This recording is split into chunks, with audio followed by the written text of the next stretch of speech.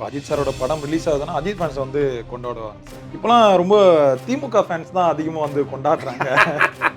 தூத்துக்குடியில் வந்து அமைச்சர் கீதா ஜீவன் தியேட்டரில் உட்காந்து ரசிகர்களோட படம் பார்த்துருக்காங்க. அங்கே ஒரு பெரிய கேக்கை வாங்கி வச்சு அவங்க வெட்டி ரசிகர்களுக்கு கொடுத்து அவங்க அதை ஒரு பெரிய செலிப்ரேஷனாக பண்ணியிருக்காங்க. அப்போ என்ன அப்படின்னா,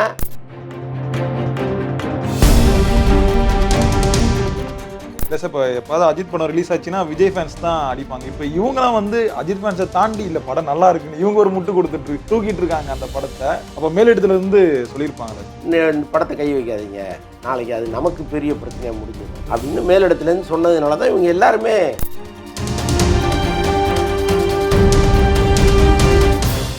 அந்த பூத் கம்யூனிட்டி மாநாடு சொல்லியிருக்காங்க. 5 இடங்கள்ல நடக்கிறதா கோவையில். அடுத்த எங்களுடைய மாநாடு வந்து பூத் கமிட்டி மாநாடு தான். அது வந்த பிறகு எங்களுடைய ஸ்ட்ரென்த் என்னங்கிறது உங்களுக்கு புரியும்னு அவர் சொன்னார். அது நீங்கள் வெளியில் வந்து பேசணும். இன்னொன்று,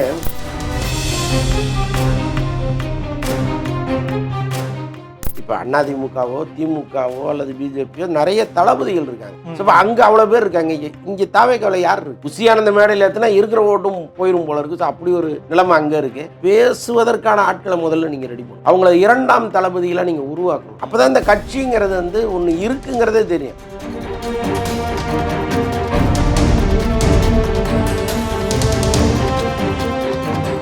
மக்களே, அன்பு வணக்கம். இன்றைய நமது சிறப்பு நேர்காணலில் நம்மோடு நிற்பவர் வலைபேச்சு அந்தணன் சார் அவர்கள். சார் வணக்கம். வணக்கம். இப்போ அஜித் சாரோட படம் ரிலீஸ் ஆகுதுன்னா அஜித் ஃபேன்ஸ் வந்து கொண்டாடுவாங்க சார். இப்போலாம் ரொம்ப திமுக ஃபேன்ஸ் தான் அதிகமாக வந்து கொண்டாடுறாங்க. தூத்துக்குடியில் வந்து அமைச்சர் கீதா ஜீவன் தியேட்டரில் உட்காந்து ரசிகர்களோட படம் பார்த்துருக்காங்க. அங்கே ஒரு பெரிய கேக்கை வாங்கி வச்சு அவங்க வெட்டி ரசிகர்களுக்கு கொடுத்து அவங்க அதை ஒரு பெரிய செலிப்ரேஷனாக பண்ணியிருக்காங்க. அப்போ என்ன அப்படின்னா, விஜய் வந்துட்டார். விஜய் வந்து திமுகவுக்கு எதிராக கொம்பு சுற்ற ஆரம்பிச்சிட்டாரு. அப்போ விஜய்க்கு நேர் எதிரான அஜித்தை நம்ம பக்கம் எடுக்கணுங்கிற எண்ணம் எல்லா அரசியல் கட்சிகளுக்கும் இருக்குது. ஸோ அதனுடைய விளைவு தான் திமுக ஒரு பக்கம் அவரை ப்ரைஸ் பண்ணுது. விஜய் ரசிகர்களே பயங்கரமாக வந்து கொண்டாடிட்டு இருக்காங்களே, இந்த படம் நல்லா இருக்குது, நான் விஜய் ரசிகன் தான் அப்படின்னு சொல்லிட்டு இருக்காங்களே. அப்போ அது கணக்கு என்ன இருக்குது? உங்கள் ஓட்டு எங்களுக்கு கொடுத்துருங்க, மாற்றி போட்டுறாதீங்கிறது தானே அது. இல்லை சார், இப்போ எப்போது அஜித் படம் ரிலீஸ் ஆச்சுன்னா விஜய் ஃபேன்ஸ் தான் அடிப்பாங்க. இப்போ இவங்களாம் வந்து அஜித் ஃபேன்ஸை தாண்டி இல்லை படம் நல்லா இருக்குன்னு இவங்க ஒரு முட்டு கொடுத்துட்டு தூக்கிட்டு இருக்காங்க அந்த படத்தை. அப்போ மேலிடத்துல இருந்து சொல்லியிருப்பாங்களே சார்? கட்டாயமாக சொல்லியிருப்பாங்க. ஏன்னா இது வரைக்கும் வந்து இவங்க 2 பேருக்குமான ரைவல் சோசியல் மீடியாவில் பளிச்சுன்னு தெரிஞ்சுது. இப்போ கடந்த படத்தில் விடாமுயற்சியே அவங்க கொஞ்சம் அமைதியாக இருந்துட்டாங்க. உள்ளபடியே அவங்களுக்கு அடித்து கொண்டாட வேண்டிய படம் விடாமுயற்சி தான். அதுலேயே அவங்க அமைதியாகிட்டாங்க. அப்போ என்னன்னா, இந்த படத்தை கை வைக்காதீங்க, நாளைக்கு அது நமக்கு பெரிய பிரச்சனையாக முடிஞ்சிடும் அப்படின்னு மேலிடத்துலேருந்து சொன்னதுனால தான் இவங்க எல்லாருமே அதை தெளிவாக கேட்குறது. அதே மாதிரி அஜித் ஃபேன்ஸுமே வந்து இப்போ விஜய் ஃபேன்ஸை வந்து ரொம்ப ஃப்ரெண்ட்லியாக தான் பார்த்துட்டு இருக்காங்க. அந்த ட்விட்டர்லலாம் இந்த சண்டை போடுற இதெல்லாம் இல்லை. அதே மாதிரி அஜித் சாருமே இந்த இன்ட்ரோல் சீன் வந்து விஜய் சாரோட டைலாக் வந்து சொல்கிறாரு. ஆமாம், அதுக்கு முன்னாடி படத்தில் வந்து விஜய் சாரும் சொல்லியிருப்பாரு. இப்போ இவனுக்குள்ளே அந்த காம்பரிசன் ஆன மாதிரி இருக்கே சார்? ஆமாம், ஆயிடுச்சுன்னு தான் வச்சுங்களேன். ஆயிடுச்சு, அதில் என்ன ஆன மாதிரி ஆயிடுச்சு. மொத்தத்தில் சோசியல் மீடியாவுக்கு ப்ளீச்சிங் பவுடர் அடிச்சுட்டாங்க. ஒரு நெடி அடிச்சுட்டு இருந்தது இல்லை, ப்ளீச்சிங் பவுடர் அடித்து சுத்தப்படுத்தியிருக்காங்க. இவ்வளோ அசிங்கமாக பேசிகிட்டு இருந்தீங்க, கேவலமாக தரந்தாழ்ந்து பேசிகிட்டு இருந்தீங்க, இனிமேல் வந்து நாகரிகமாக பேசுங்கன்னு சொல்லியிருக்காங்க. இதை இவங்க கேட்கணும்.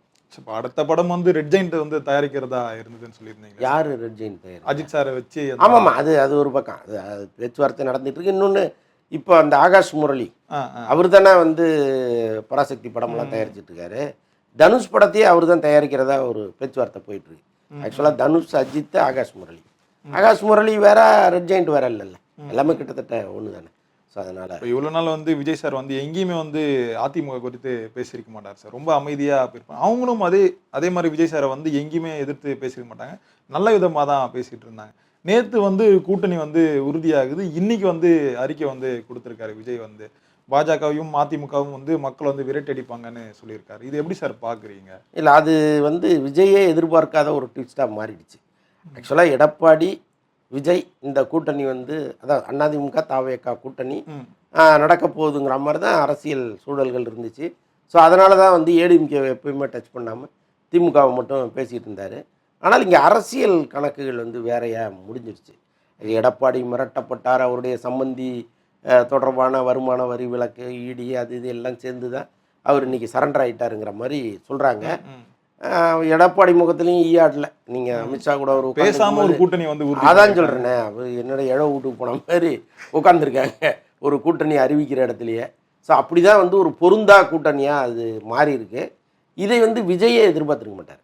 ஏன்னா விஜய் மாநாட்டில் அறிவிக்கும் பொழுது கூட்டணி மந்திரி சபைன்னு சொல்லிட்டார். அதாவது இதுவரைக்கும் வந்து மாநிலத்தில் வந்து சுயாட்சி தான் நடந்துகிட்டு இருக்கு, மத்தியில் தான் கூட்டாட்சி நடந்திருக்கு. மாநிலத்திலேயே கூட்டாட்சிங்கிறத மேடையில் அறிவித்தார். அதோடைய கணக்கு என்னென்னா ஏடிஎம்கே தான். இவங்க கூட்டணி ஷேர் பேசும்பொழுது அதில் ஒரு இழுபறி இருந்துகிட்டே இருந்துச்சு. விஜய் கேட்குற சீட்டை வந்து எடப்பாடி கொடுப்பதற்கு தயாராக இல்லை, அவர் கொஞ்சம் கூட்டி குறைச்சி பேசிகிட்டு இருந்தாங்க. இதற்கிடையில் கரெக்டாக ஸ்மெல் பண்ணி பிஜேபி வந்து அமைக்கிருச்சு. இப்போ என்னன்னா அதிமுக வந்து நாங்கள் தாவக கூட கூட்டணி போகிறதுல ரொம்ப உறுதியாக தான் இருக்கும். ஆனால் அவங்க வந்து ஆட்சியில் வந்து பங்கு கேட்குறாங்க, அதை எப்படி எங்களால் கொடுக்க முடியும்? இன்னைக்கு அதை பற்றி பேசி பிரயோஜனம் இல்லை, எல்லாம் நிலைமை மாறி போச்சு. பழசை பேசி பிரயோஜனம் இல்லை. ஆனால் இங்கே அரசியல் கேம் வந்து எவ்வளோ அழகாக நடந்திருக்கு, எவ்வளோ அழகாக கேம் ஆடி இருக்காங்கங்கிறத நம்ம புரிஞ்சுக்க முடியுது. ஏன்னா விஜய் வந்து இன்னொரு கட்சியோடு கூட்டணி வைக்கும்போது தான் ஒரு பலம் வாய்ந்த ஒரு இடத்துல அவர் வந்து உட்கார முடியும். ஒரு தனித்து போட்டிட்டு இந்த இடத்துக்கு அவரால் வர முடியாது. இந்த இடத்துட்ட வந்து எடப்பாடியும் பிஜேபியும் சேர்ந்தாங்கன்னா ஆட்டோமேட்டிக்காக வந்து தமிழ்நாட்டில் பிஜேபி மீது இருக்கிற வெறுப்பே எடப்பாடி அதிமுகவை காலி பண்ணும்.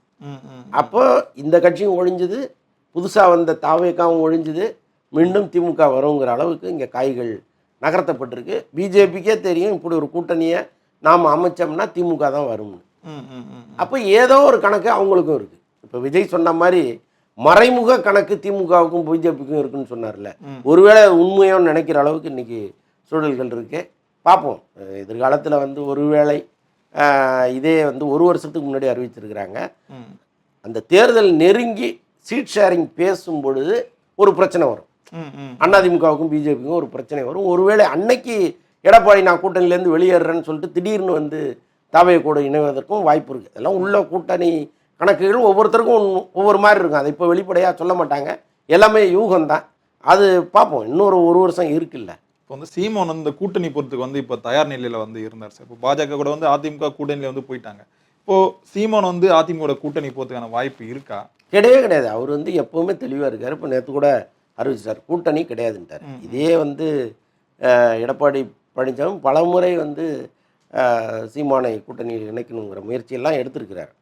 அப்போ இல்லை, அது சரியாக வராது. ஏன்னா திராவிட கட்சிகளோடு கூட்டணி இல்லைங்கிறத தெளிவாக சொல்லிட்டார். அப்போ தமிழ் தேசியத்தை ஆதரிப்பவர்களோடு தான் கூட்டணிங்கிறது அவருடைய தெளிவான கணக்காக இருக்குது. அப்போ அவர் ஒரு கூட்டணி ஃபார்ம் பண்ணுவார். அதில் வந்து பெரிய கட்சிகள் அநேகமாக இருப்பதற்கு வாய்ப்பு இல்லை.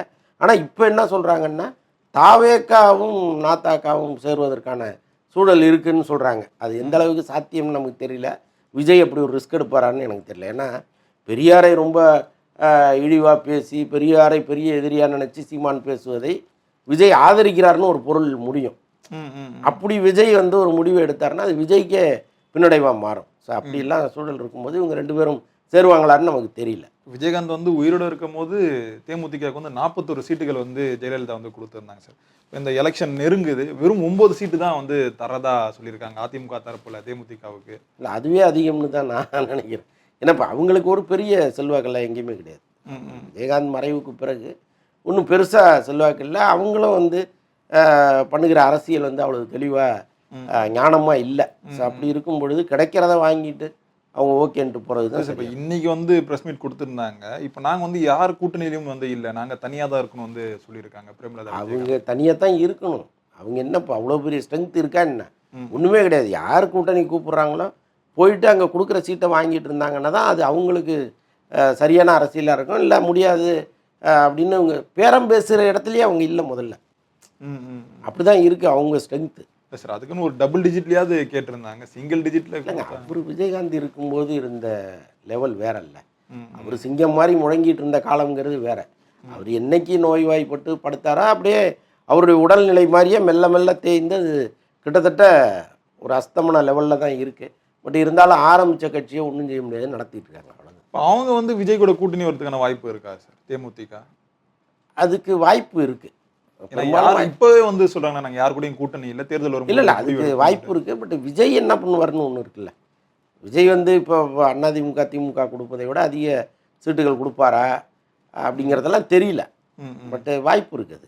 அந்த பூத் கம்யூனிட்டி மாநாட்டை சொல்லியிருக்காங்க, 5 இடங்கள்ல நடக்கிறதா சொல்லியிருக்காங்க கோவையில். நடக்கும். ஏற்கனவே அவர் வந்து சொல்லியிருந்தாரு அடுத்த எங்களுடைய மாநாடு வந்து பூத் கமிட்டி மாநாடு தான். அது வந்த பிறகு எங்களுடைய ஸ்ட்ரென்த் என்னங்கிறது உங்களுக்கு புரியும்னு அவர் சொன்னார்.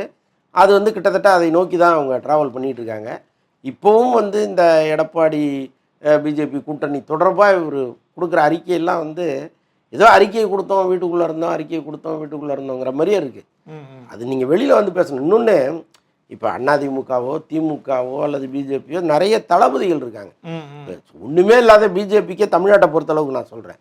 அங்கே கரு நாகராஜன் ஒருத்தர் இருக்கார், இன்னும் நிறைய பேர் யாரோ இருக்காங்க. இவர் இல்லைன்னா அவர் பேசுவார், அவர் இல்லைன்னா இவர் பேசுவார், எல்லாரும் பேசுகிறதையும் சேர்த்து அச்சுராஜா பேசுவார். ஸோ அங்கே அவ்வளோ பேர் இருக்காங்க. இங்கே தாவேக்காவில் யார் இருக்கா? உசியானந்த மேடையில் ஏற்றினா இருக்கிற ஓட்டும் போயிடும் போல இருக்குது. ஸோ அப்படி ஒரு நிலைமை அங்கே இருக்குது. அப்போ பேசுவதற்கான ஆட்களை முதல்ல நீங்கள் ரெடி பண்ணணும். ஒவ்வொரு மாவட்டத்திலேருந்து ரொம்ப சிறப்பாக பேசுகிற ஆட்களை உள்ளே கொண்டு வந்து அவங்களுக்கு ஒரு பவரை கொடுத்து அவங்கள 2ஆம் தளபதிகளை நீங்கள் உருவாக்கணும். அப்போ தான் இந்த கட்சிங்கிறது வந்து ஒன்று இருக்குங்கிறதே தெரியும். வெறும் விஜய் லெட்டர் படம் மட்டும் வச்சுட்டு அறிக்கையை கொடுத்துக்கிட்டே இருந்தாருன்னா அது கட்சியாக இருக்குமா என்னன்னு எனக்கு தெரியல. நிறைய தலகர்த்தர்களை நீங்கள் உருவாக்கணும்ல. அதை பொறுத்து இருந்து பார்ப்போம் சார் என்ன நடக்குது. ரொம்ப நன்றிகள் சார் எங்களோட நேரம் பகிர்ந்தமைக்கு. நன்றி சார்.